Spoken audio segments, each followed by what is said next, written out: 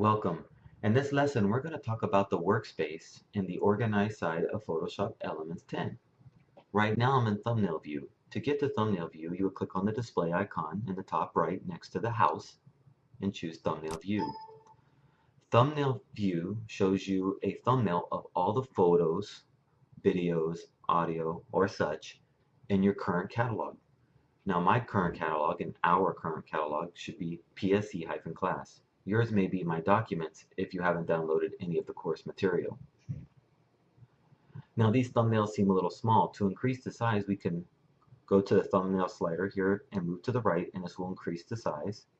If you would like full photo view, you can just select the right icon. Let me move this back. If you have a mouse with a scroll wheel, you can press the alternate key and move the scroll button, and it will increase the size for you without having to go up to the thumbnail slider, which is nice. Now let me show you the folder view. Go ahead and click on the display icon, select folder location, choose chapter 1, and now we see a thumbnail of the photos for chapter 1 only. To increase the size, again, we can move to the right so we can see all 6 a little bit better. Now, if we've noticed something about these thumbnails, there's no information about them. So how do we get the information? Go to the View menu, choose Details, or shortcut Control D. If you don't see the name of the file, it's probably because Show File Names under the View menu is not checked.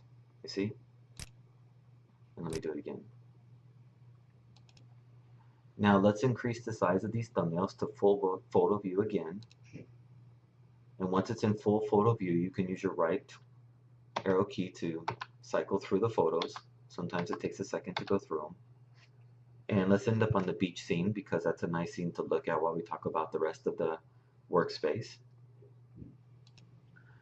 Okay, on the left-hand side, we notice we have our typical File, Edit, Find, View, Window, and Help menus. We have a search bar, which I'll discuss in a later tutorial that will absolutely amaze you. We have our folder view, as discussed.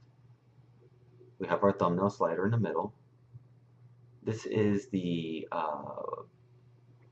F11, I call it. It's called the full screen view. If you click on it, it goes outside my recording screen here. So let me press Escape to exit. You can sign in with your Adobe ID, which offers you other options. If you don't, you can create one. We have our regular undo, redo buttons. We have our display icon, which allows us the thumbnail view, folder view. We'll talk about the other things in a later tutorial. We have our welcome screen. My welcome screen has 2 Premiere Elements and Photoshop Elements. If you don't have Premiere Elements, it will just automatically go to Photoshop Elements welcome screen, which is nice.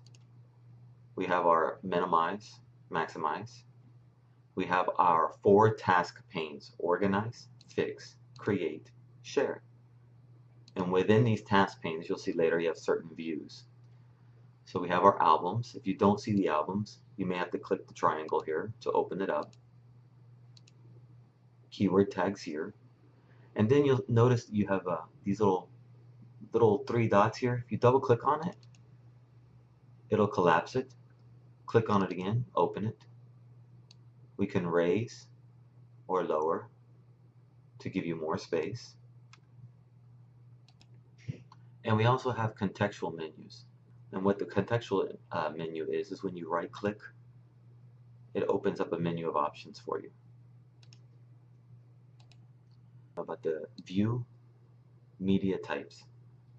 This is important because right now it's going to show me all my photos, videos, projects, and PDFs because there's a check mark next to each other to indicate that it's going to show those. If you just want to see your photos, just go to media type and uncheck video, projects, and PDF will just show you your videos.